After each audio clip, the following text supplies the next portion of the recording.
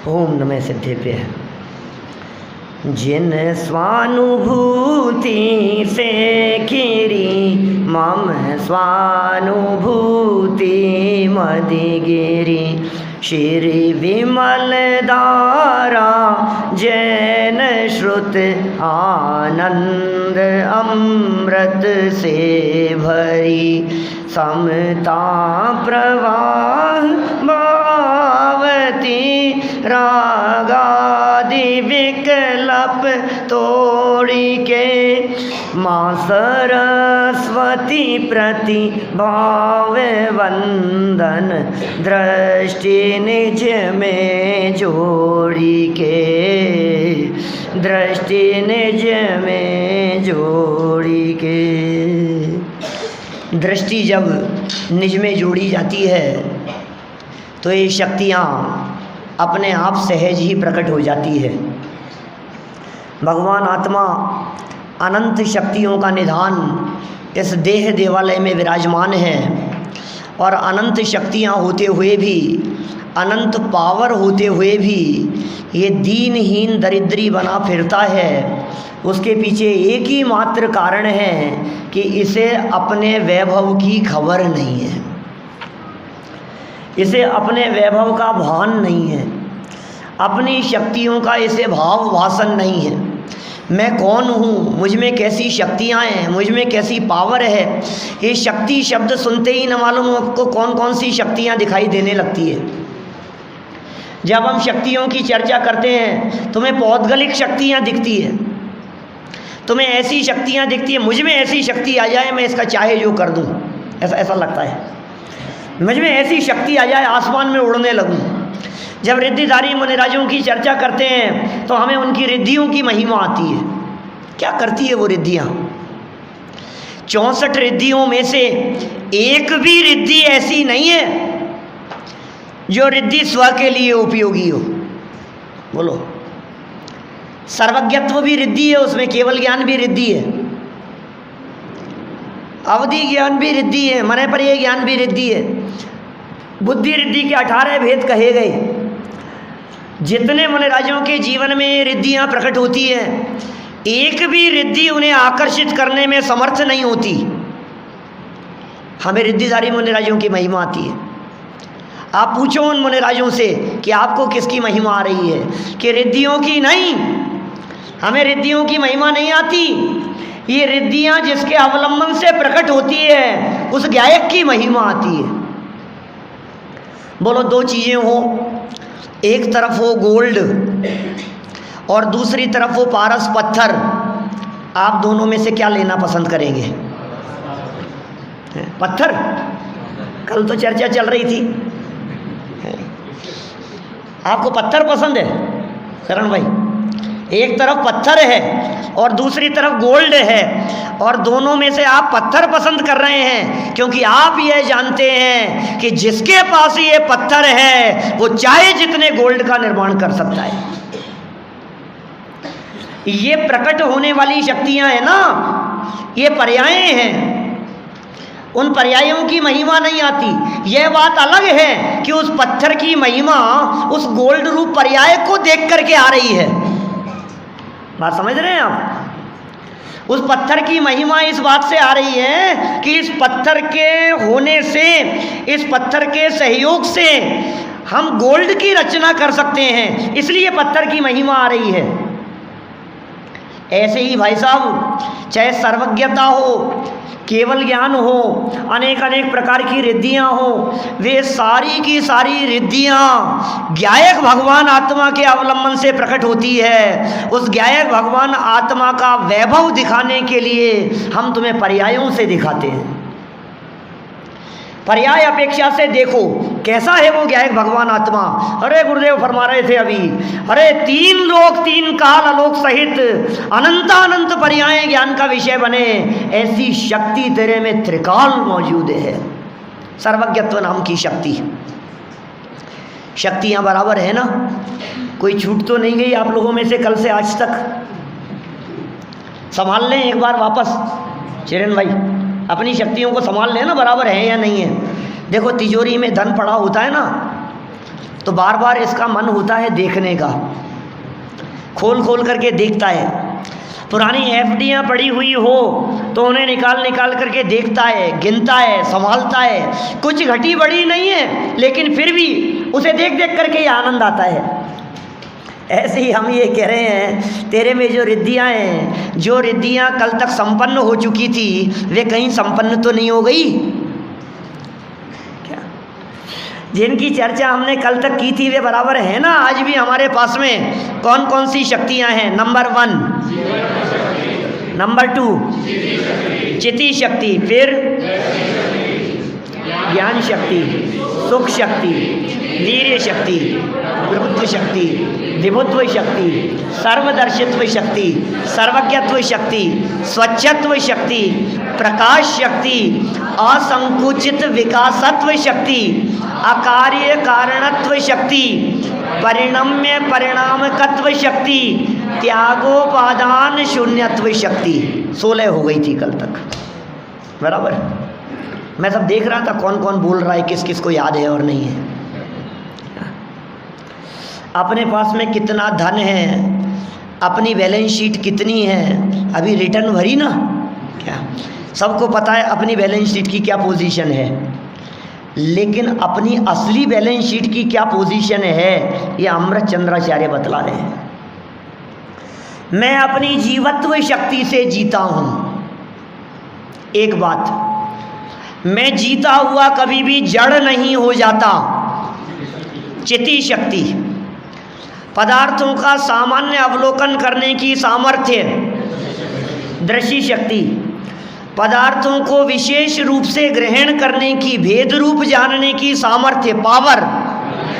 ज्ञान शक्ति, और बहुत ज्ञान होने पर भी मैं दुखी नहीं होता, क्योंकि मैं सुख स्वभावी हूँ और मेरा सुख मुझ में है। ऐसी शक्ति मेरे पास में मौजूद है, इसलिए सुख के लिए दूसरे की तरफ देखने की जरूरत नहीं है। शक्ति नंबर 5, नाम सुख शक्ति। सुख के बाद में वीर्य शक्ति। ओहो, वो सुख ऐसा है कि वो सुख प्रकट होवे तो तेरे को ऐसा नहीं लगे कि यार आज तो थोड़ा ज़्यादा गरिष्ठ हो गया, पेट गड़बड़ हो रहा है। ऐसा नहीं है।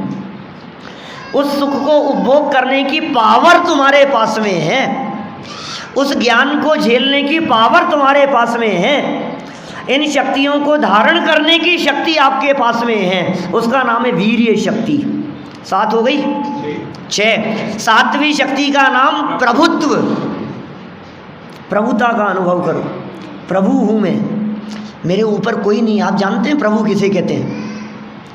तो क्या भगवान है क्या? समझता क्या है अपने आप को? वो तो अपने आप को भगवान समझता है। भगवान समझता है माने उसके ऊपर कोई नहीं है। प्रभुत्व उसका नाम है जिसके ऊपर कोई नाथ ना हो।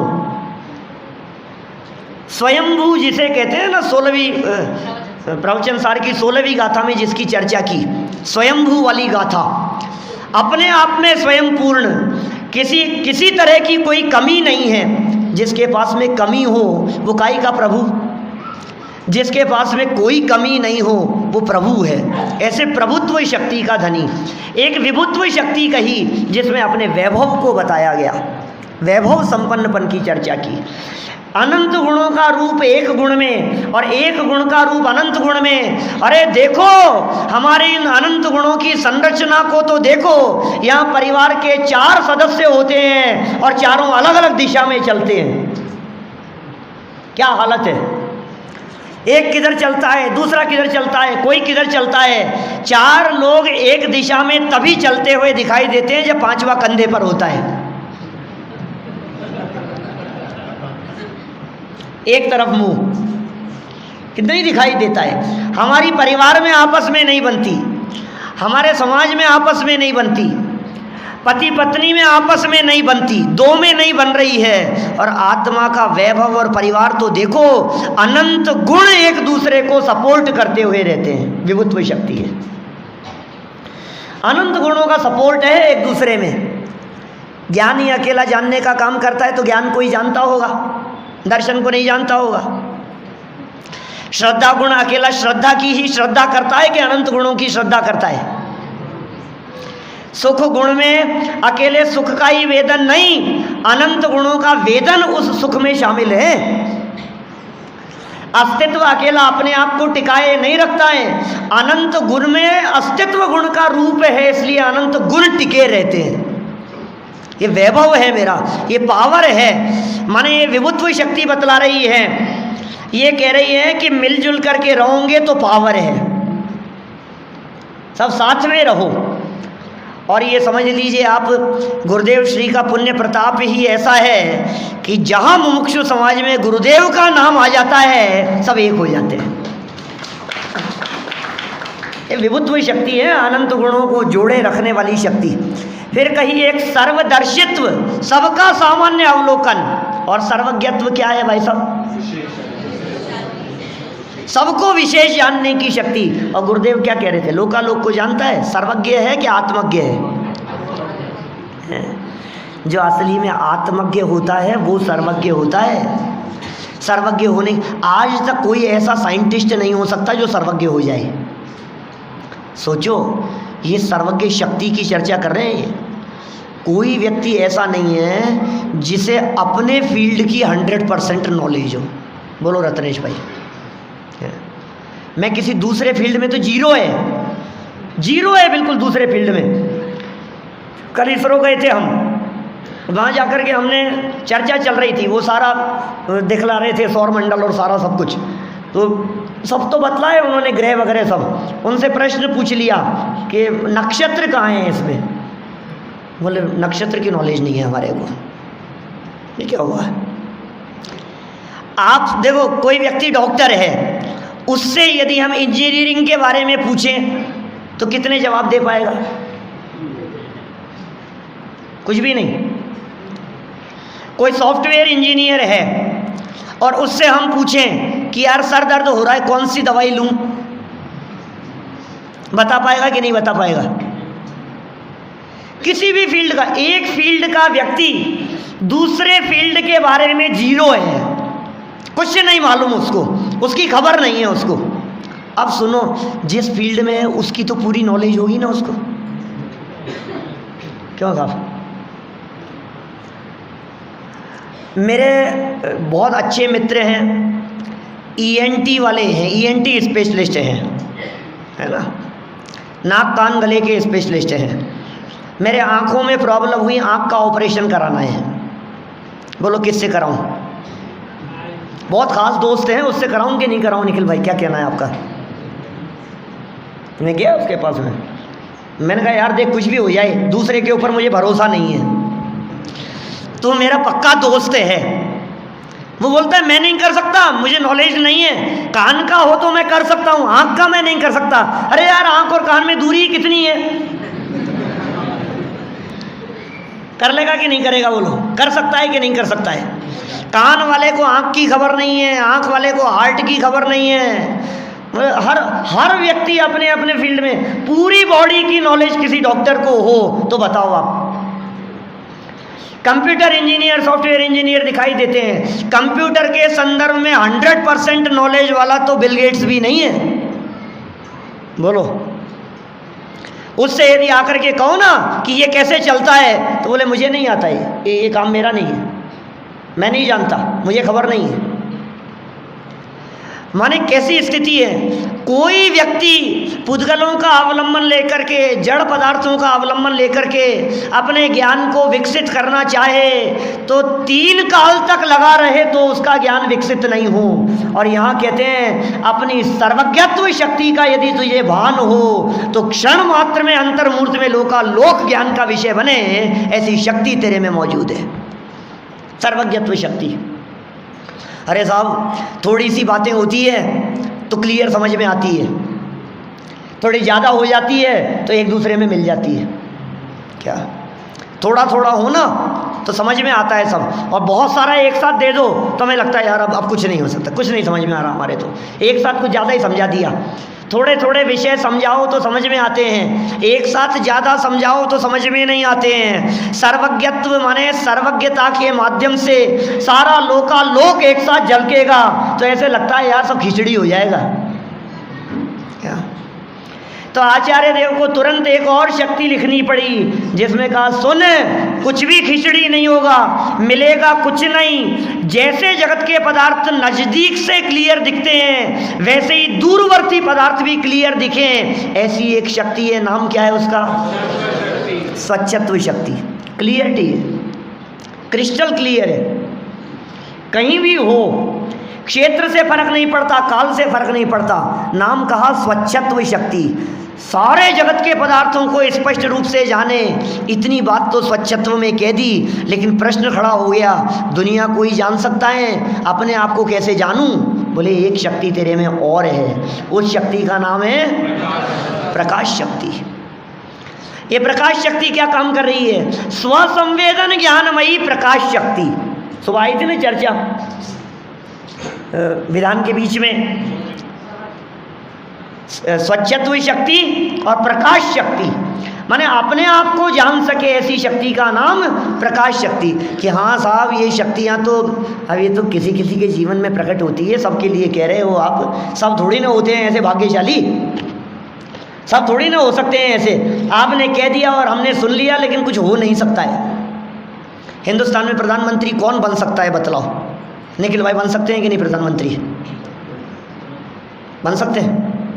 हिंदुस्तान का हर नागरिक प्रधानमंत्री बन सकता है कि नहीं? सब में ताकत है ना, बन सकता है ना?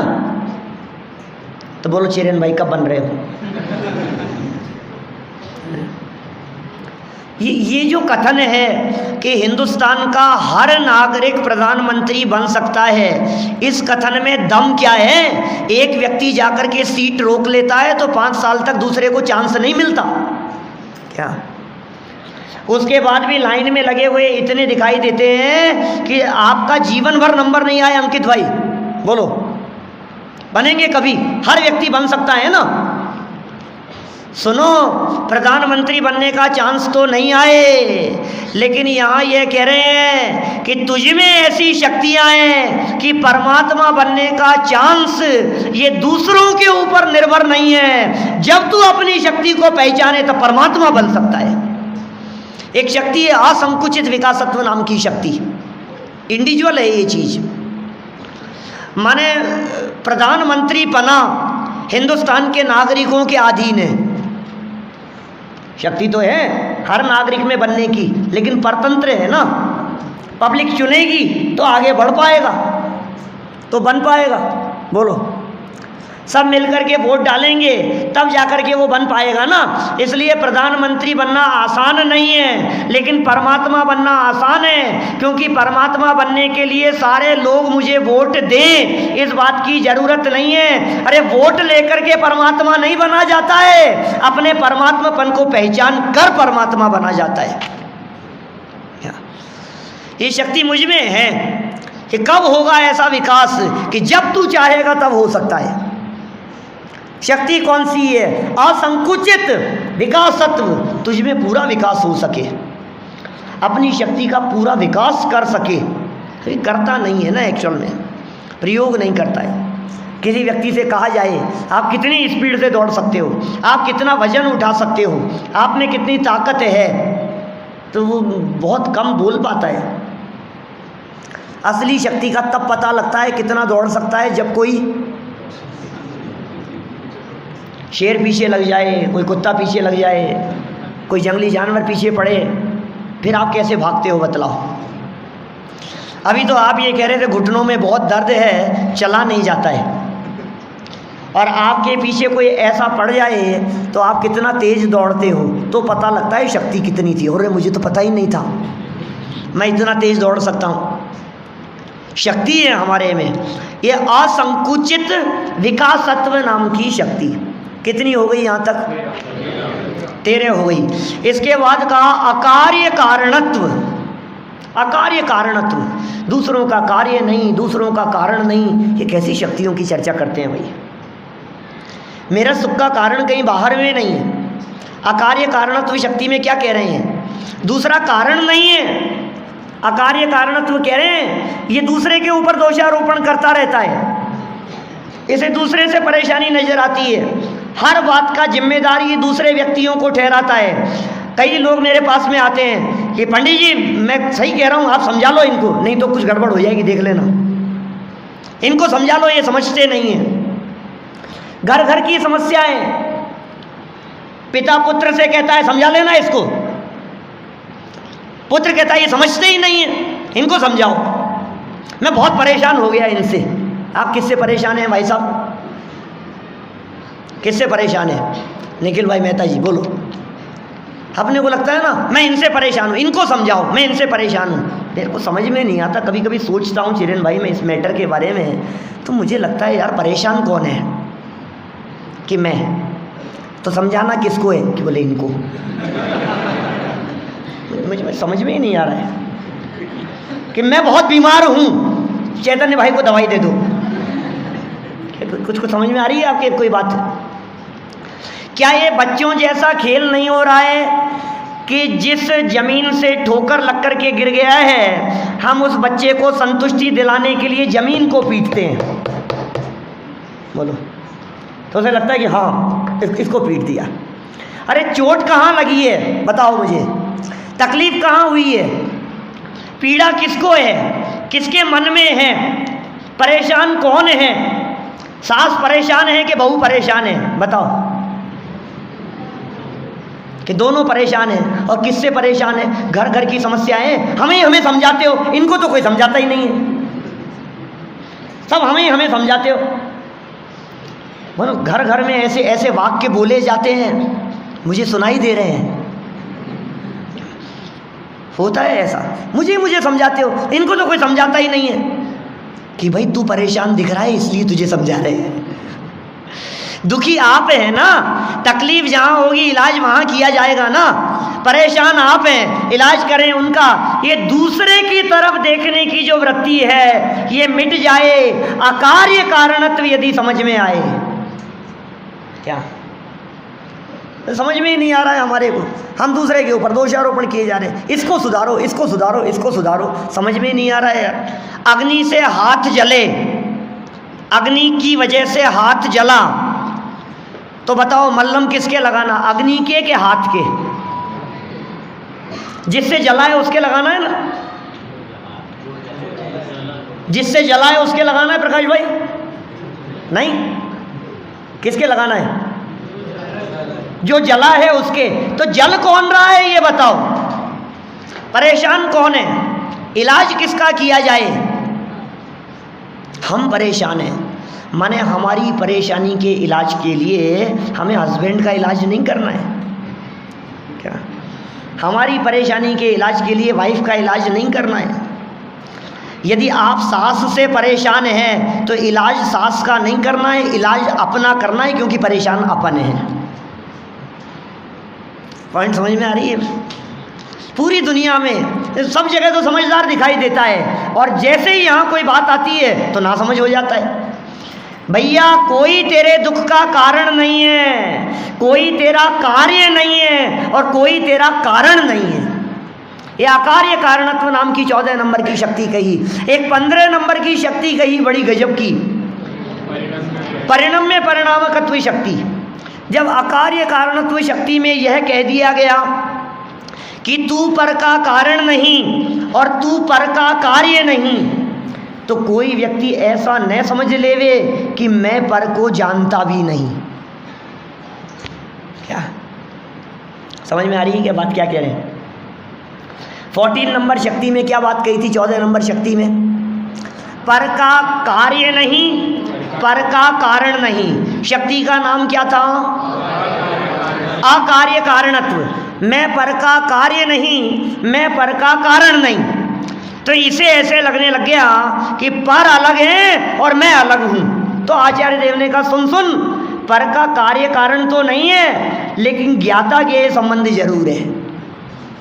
क्या ये 15 नंबर शक्ति में कहा कि मैं पर को जानूं और मैं पर के द्वारा जाना जाऊं, मैं अपने आप को जानूं और मैं अपने आप के द्वारा जाना जाऊं, ऐसी शक्ति मेरे में मौजूद है। इसका नाम है परिणम्य परिणामकत्व शक्ति। अब जैसे ही पर पदार्थों को जानता है वैसे ही कहता है अरे यार ये तो ले लेता हूं। 15 नंबर में कहा ना जानने की बात। तो जैसे ही इसने जाना अरे यार नंदनवन तो इतना सुंदर दिखाई दे रहा है, एक फ्लैट वहां भी बुक करा लेते हैं। चांद पे नहीं बुक कराने की सोच रहे, मंगल पे बसाई जाने वाली नगरी का मॉडल देख करके आए कल हम वहां। कैसी नगरी बसेगी मंगल पे? एक फ्लैट अपना भी सेवंती भाई मंगल पे है नहीं। माने पर पदार्थों को देखते ही उनकी तरफ चित्त आकर्षित होता है हमारा, उनमें से बहुत सारे पदार्थों को प्राप्त करना चाहता है। देखते ही लगता है यार ये तो मेरा हो जाए, और देखते ही ऐसा लगता है ये बेकार है, ये मुझे नहीं चाहिए। तो तुरंत आचार्य देव को एक और शक्ति लिखनी पड़ी कि सुन भैया, त्यागोपादान शून्यत्व शक्ति है। पर पदार्थों को जान तो सकता है लेकिन पर पदार्थों में ग्रहण और त्याग की व्यवस्था आत्मा में नहीं है। क्या? पर पदार्थों का ग्रहण भी न कर सके और पर पदार्थों का त्याग भी न कर सके। सुनो, ग्रहण वो करता है जिसमें कुछ कमी हो। बोलो, आपको कुछ चीज़ चाहिए, इसका मतलब आपके पास में कुछ कमी है ना, तब तो चाहिए। चाहिए क्यों ये बताओ? मुझे चाहिए, मैं ग्रहण कर लूँ, क्यों? क्योंकि कुछ कमी है। जब कमी होती है तो ग्रहण करने का भाव होता है, और जब ज़्यादा होता है तो छोड़ने का भाव होता है। लेकिन यहाँ त्यागोपादान शून्यत्व में कह रहे हैं तेरे में कोई कमी नहीं है, इसलिए ग्रहण करने की ज़रूरत नहीं है, और तेरे में ओवरफ्लो भी नहीं है, इसलिए तू किसी को कुछ दे भी सकता नहीं है। त्याग भी नहीं और ग्रहण भी नहीं, ये कैसी अद्भुत शक्ति है बतलाओ। ऐसा नहीं लगता हमारे को कि हम तो हैं दुखी और हमारे परमात्मा हैं सुखी, अनंत सुखी? तो कभी कभी आप ऐसा फील नहीं करते भगवान सीमंदर स्वामी के सामने जाकर और अपनी झोली फैलाएं और कहें कि भगवान आप तो अनंत सुखी हो, अनंत अनंत। सुनील भाई, अनंत हैं और मैं दुखी हूँ, थोड़ा सा दे दो ना यार, आपके तो कोई फर्क पड़ेगा नहीं। अनंत में से यदि थोड़ा सा दे दोगे तो क्या फर्क पड़ जाएगा बताओ? कोई कमी आएगी क्या आपके? तो पता है परमात्मा क्या कहते हैं कि सुन यार, मैं तेरे को थोड़ा सा दे तो देता, लेकिन तेरे जैसे हजारों आते हैं यहाँ वस्त्रापुर मंदिर में। क्या? और फिर अकेले वस्त्रापुर का ही सवाल तो नहीं है ना। क्या? सारे लोगों को यदि थोड़ा थोड़ा भी देने लग जाऊं मैं तो मैं तो खाली हो जाऊंगा। मैं देता नहीं हूं रंच मात्र में, मांगने वाले कितने भी आए। आपको मालूम है ना भिखारी दो तरह के होते हैं, जानते हैं ना आप लोग? एक तो वो जो मंदिर के बाहर बैठ करके भीख मांगते हैं, बस एक ही बताऊंगा, दूसरे की तो ज़रूरत ही नहीं है। सब समझदार है ना। बाकी तो मंदिर के बाहर बैठ करके जो भीख मांगते हैं वो 10-5 रुपए की भीख मिल जाने पर संतुष्ट हो जाते हैं।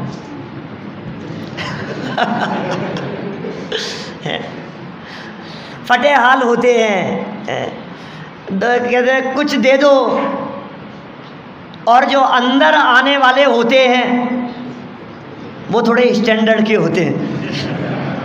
क्या? उनका 10-5 रुपए से काम नहीं चलता। क्या?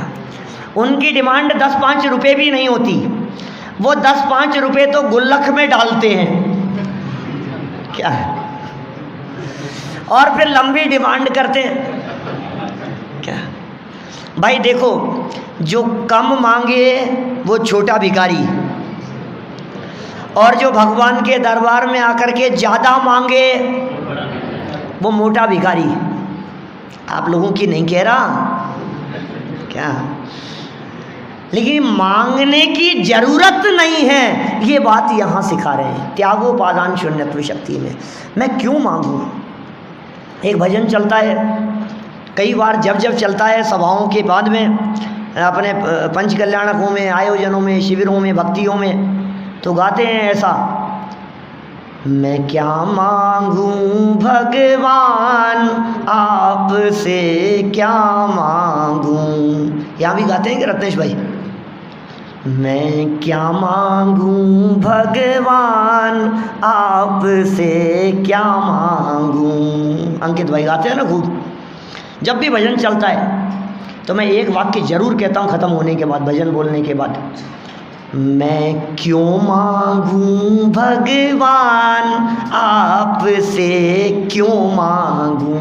भजन क्या बोलते हैं? मैं क्या मांगूं। और हम क्या कह रहे हैं यहाँ? गुरुदेव क्या कह रहे हैं यहाँ? जिनवाणी क्या माता क्या कह रही है? मैं क्यों मांगूं, ये तो बताओ, क्यों मांगूं मैं? सारे जगत में दो तरह के मूर्ख मुझे दिखाई देते हैं। अभी दो भिखारी गए थे, अब दो मूर्ख। एक तरह के मूर्ख वो जिन्हें सुखी होने के नाम पर जोड़ने की धुन सवार है। ये तो बहुत हैं ऐसे, 99.9% लोग ऐसे ही मिलेंगे जो सुखी होने के नाम पर क्या करते हैं? जोड़ो जोड़ो जोड़ो जोड़ो जोड़ो, इकट्ठा करो। सुखी होने के नाम पर जोड़ने की धुन सवार है उनके दिमाग में। लेकिन 0.01% लोग ऐसे भी हैं जिन्हें सुखी होने के नाम पर छोड़ने की धुन सवार है। छोड़ो साहब, त्याग करो, छोड़ो छोड़ो छोड़ो। लेकिन भाई क्या ग्रहण करना है और क्या छोड़ना है ये कोई समझना ही नहीं चाहता है। तू पर पदार्थ का ग्रहण नहीं कर सकता, तू पर पदार्थ को छोड़ नहीं सकता। ऐसी एक शक्ति तेरे में है जिस शक्ति का नाम है त्यागोपादान शून्यत्व शक्ति। कठिन तो नहीं है, इतनी शक्तियां तो समझ में आ गई सबके, 16 आ गई ना समझ में। आगे बढ़े अब देखो आगे वाली शक्ति का नाम क्या है? अगुरु लघुत्व शक्ति। वाह, ये कैसी शक्ति है? अगुरु लघुत्व शक्ति के माध्यम से क्या कहना तो ऐसे लगे कि यार ये क्या समझा दिया है ये अगुरु लघुत्व में। अगुरु लघुत्व शब्द का प्रयोग कई जगह पर आता है। एक तो है अगुरु लघुत्व नाम का गुण सिद्ध भगवान के, उस अगुरु लघुत्व गुण की चर्चा यहाँ नहीं है, क्योंकि सिद्ध भगवान वाला अगुरु लघुत्व गुण वो गोत्र कर्म के अभाव में प्रकट होने वाला प्रतिजीवी गुण है। क्या यहाँ तो शक्ति की चर्चा चल रही है। दूसरा एक अगुरु लघुत्व नाम का गुण हमें ख्याल में आता है। वो अगुरु लघुत्व नाम का गुण सामान्य गुणों में है, जिस शक्ति के कारण एक द्रव्य दूसरे द्रव्य रूप नहीं हो, एक गुण दूसरे गुण रूप नहीं हो, और द्रव्य में रहने वाले अनंत गुण बिखर कर अलग अलग नहीं हो जाएं, उसका नाम अगुरु लघुत्व नाम का गुण है। वो सामान्य गुण है, यहाँ उसकी भी बात नहीं है। क्या यहाँ अगुरु लघुत्व शक्ति के माध्यम से कुछ और कहना चाहते हैं अमृतचंद्र स्वामी। अगुरु लघुत्व शक्ति के माध्यम से षटगुणी हानि वृद्धि की चर्चा की है। ये षटगुणी हानि वृद्धि की चर्चा इतनी जटिल चर्चा कहलाती है कि जब जब षटगुणी हानि वृद्धि की चर्चा आती है तो ये कहा जाता है केवल ज्ञान गम्य है। षटगुणी हानि वृद्धि की चर्चा यहाँ भी जब चर्चा की तो उसके नामोल्लेख मात्र किए। षट स्थान पतित रूप, षट स्थान पतित वृद्धि और हानि रूप से परिणमित स्वरूप प्रतिष्ठत्व का कारण जो विशिष्ट गुण है उस स्वरूप अगुरु लघुत्व शक्ति है। कि क्या है ये अगुरु लघुत्व नाम की शक्ति? देखो इसमें और भी कुछ बातें कही है, यहीं से पढ़ता हूँ मैं। इस षट स्थान पतित वृद्धि हानि का स्वरूप गोमटसार ग्रंथ से जानना चाहिए। अविभागी प्रतिच्छेदों की संख्या रूप षट स्थानों में पतित समाविष्ट वस्तु स्वरूप की वृद्धि हानि जिससे होती है और जो वस्तु को स्वरूप में स्थिर होने का कारण है, वस्तु स्वरूप में स्थिर होने का कारण है, ऐसा कोई गुण आत्मा में है उसे अगुरु लघुत्व गुण कहा जाता है। ऐसी अगुरु लघुत्व शक्ति भी आत्मा में है। कुछ अलग हटके है, कुछ नहीं समझ में आया होगा। शक्तियों इसके नाम मिलते हैं हमारे को। ऐसा कहा है अनंत गुण वृद्धि, षट गुणी वृद्धि की बात कर रहे हैं, 6 गुना वृद्धि की बात कर रहे हैं। तो अनंत गुण वृद्धि, फिर असंख्य गुण वृद्धि, कम हुआ उससे थोड़ा सा, फिर संख्यात गुण वृद्धि, फिर संख्यात भाग वृद्धि, फिर असंख्यात भाग वृद्धि हुई और कहा अनंत में भाग वृद्धि हुई। ये तो वृद्धि के 6 पैरामीटर बतलाए, 6 प्रकार से वृद्धि की बात कही। कितना बढ़ेगा? बोले अनंत गुना बढ़ेगी। पर्याय की योग्यता की बात है। ये षट गुनी हानि वृद्धि पर्याय में लागू होती है। देखो विषय थोड़ा सा गंभीर है, उपयोग को एकाग्र करके समझने का प्रयास करना, थोड़ा समझाने का प्रयास करता हूँ। नहीं समझ में आए तो चिंता मत करना, क्योंकि अपने पास में एक तो असंकुचित विकासत्व की पावर है और एक अपने पास में सर्वज्ञत्व शक्ति वाली पावर है। तो चिरेन भाई कोई भी थोड़ी कमी रह जाएगी तो वहाँ जाकर के अनंत देख लेंगे सब है। तो देखो अभी क्या है, अविभागी प्रतिच्छेदों के माध्यम से ये षटगुणी हानि वृद्धि की चर्चा की जाती है। मेरा एक घंटे का प्रवचन है, पूरा प्रवचन अविभागी प्रतिच्छेद के ऊपर। अमेरिका वालों के विशेष आग्रह पर किया था, मोना वालों के विशेष आग्रह पर, कॉन्फ्रेंस पर।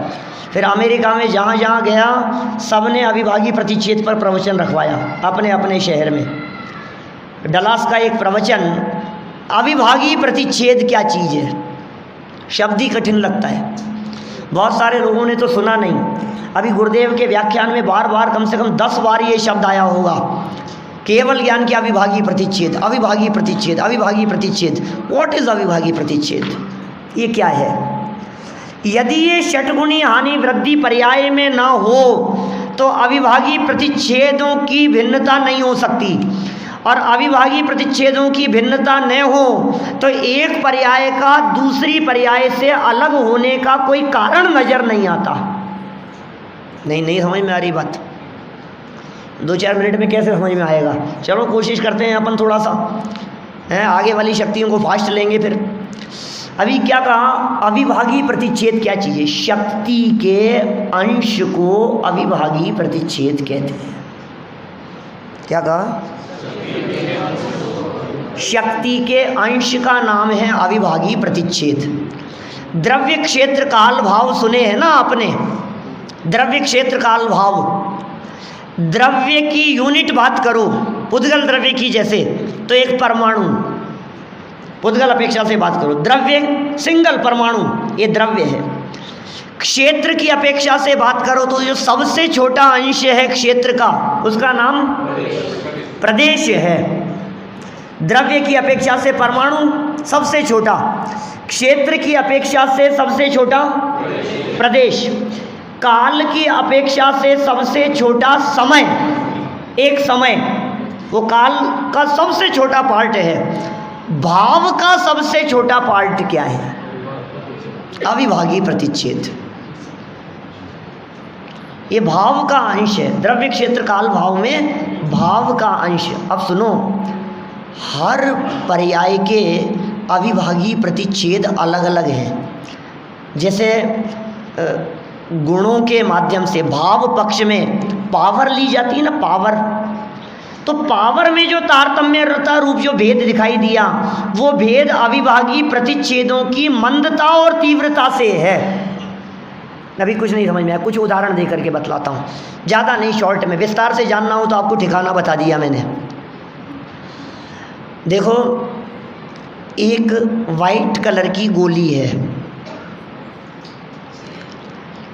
10 mg की है, 10 mg की, और उसी तरह की एक और गोली है, same colour, same shape, same size, एक दूसरे के पास में रख दिया जाए तो आप पहचान नहीं पाओ, 500 mg की है। ये क्या है भाई साहब, मुझे ये पूछना है आपसे। वजन करो तो दोनों बराबर है, कलर देखो तो दोनों बराबर है, साइज देखो तो दोनों एक जैसी दिखाई दे रही है, लेकिन पावर में जो फर्क है ये अविभागी प्रतिच्छेदों की अधिकता और अल्पता का फर्क है। इतने से कुछ समझ में आया होगा आपके, ये क्या चीज़ है अविभागी प्रतिच्छेद।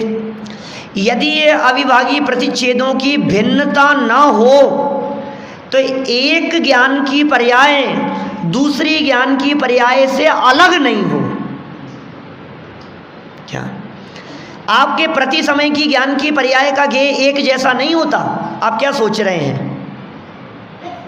ये षटगुणी हानि वृद्धि से सहित होती है प्रत्येक पर्याय, चाहे ज्ञान गुण की पर्याय हो, चाहे श्रद्धा गुण की पर्याय हो, चाहे चारित्र गुण की पर्याय हो, हर पर्याय में षटगुणी हानि वृद्धि लागू होती है। माने उन पर्यायों में तारतम्य रूप भेद देखा ही जाता है, और ये तारतम्य रूप भेद की वजह से ही आपका गुस्सा परमानेंट नहीं दिखता। आपके गुस्से में जो वेरिएशन दिखाई देता है ये समय समय प्रति पर्यायों का वेरिएशन ये अविभागी प्रतिच्छेदों की वजह से है। आप में एक ऐसी शक्ति मौजूद है, षटगुणी हानि वृद्धि की बात कह रहे हैं ये। और केवल ज्ञानी के अविभागी प्रतिच्छेद सर्वोत्कृष्ट अविभागी प्रतिच्छेद हैं, उससे ज़्यादा और किसी के होते नहीं है। माने पूर्ण विकसित हो गया है वो केवल ज्ञान, तो सारा विकास हो गया उसमें पूरी तरह से, और बाकी जितनी पर्यायें हैं उन सब में तारतम्य रूप विविधता दिखाई देती है। ऐसी शक्ति है। कौन सी शक्ति कही है? थोड़ा समझाया है इसलिए थोड़ा ही समझना, बाकी तो आचार्यों ने लिखा है केवल ज्ञान होने पे ये षटगुणी हानि वृद्धि समझ में आएगी। बराबर। एक और ले लो फटाफट, जल्दी बोलो, क्या नाम है आगे? उत्पादवीय ध्रुवत्व शक्ति, उत्पादवीय ध्रुवत्व शक्ति। करण क्या नाम है? पीछे वालों को नहीं सुनाई दिया अभी। कौन सी शक्ति है?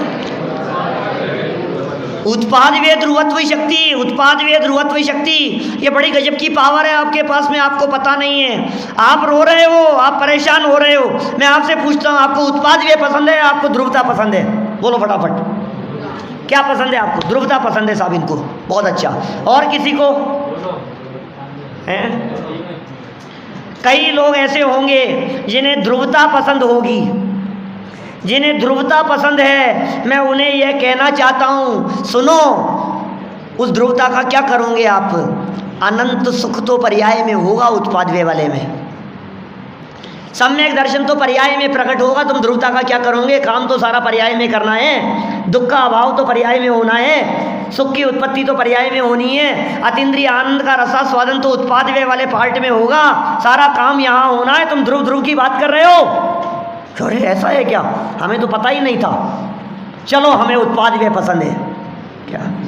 अब सारा जोर इधर लगाएंगे हम, तो दुख का अभाव होगा और सुख प्रकट हो जाएगा कि सुनो, काम तो सारा पर्याय में होना है, लेकिन वो पर्याय का सारा काम ध्रुव के लक्ष्य से होना है। पर्याय के लक्ष्य से पर्याय में परिवर्तन नहीं होगा, ध्रुव के लक्ष्य से पर्याय में परिवर्तन होगा। काम होना है पर्याय में और लक्ष्य करना है त्रिकाली ध्रुव का। क्या चाहिए आपको? ये उत्पादव्यय ध्रुवत्व नाम की शक्ति 100% अपने फेवर में है। आत्मा की सारी शक्तियाँ अपने फेवर में हैं, फिर भी मैं बहुत ज़्यादा वोट देना चाहता हूँ इसको। एक एक शक्तियाँ बड़ी गजब की है। त्यागोपादान शून्यत्व क्या गजब की थी। सुनो, बहुत मार्मिक बात कहता हूँ। आपके पास में जो गुण हैं, जो धर्म है, जो शक्तियाँ हैं, क्या आप उन्हें नष्ट करना चाहते हैं? बोलो। कुछ लोग सोच रहे हैं करें कि नहीं कहें, क्या कहें। आप में जो अनंत शक्तियां हैं, आप उन्हें नष्ट करना चाहते हैं क्या? नहीं चाहते ना। तो यहाँ वस्तु स्वरूप आपको ये कह रहा है कि जिन्हें आप नष्ट नहीं करना चाहते वो आत्मा के ध्रुव पार्ट में है, वो कभी नष्ट नहीं होगी। आपके फेवर में है ना बात। अच्छा, आप राग द्वेष को नष्ट करना चाहते हैं कि नहीं? कि चाहते हैं। आप दुख को नष्ट करना चाहते हैं कि नहीं? आप अज्ञानता और विकार को नष्ट करना चाहते हैं कि नहीं? कि चाहते हैं साहब। तो ये वस्तु स्वरूप ये कह रहा है कि ये आपका राग द्वेष, आपका विकार, आपकी अज्ञानता, आपका दुख, ये जिस पार्ट में है ना, वो उत्पादव्यय वाला पार्ट है। आप जिसे नष्ट करना चाहते हैं उसका स्वरूप ही नष्ट हो जाना है, और आप जिसे टिकाए रखना चाहते हैं उसका स्वरूप ही टिके रहना है। ये पूरा वस्तु स्वरूप पुकार पुकार करके ये कह रहा है कि तू तो लक्ष्य कर, हम तेरे साथ हैं। क्या?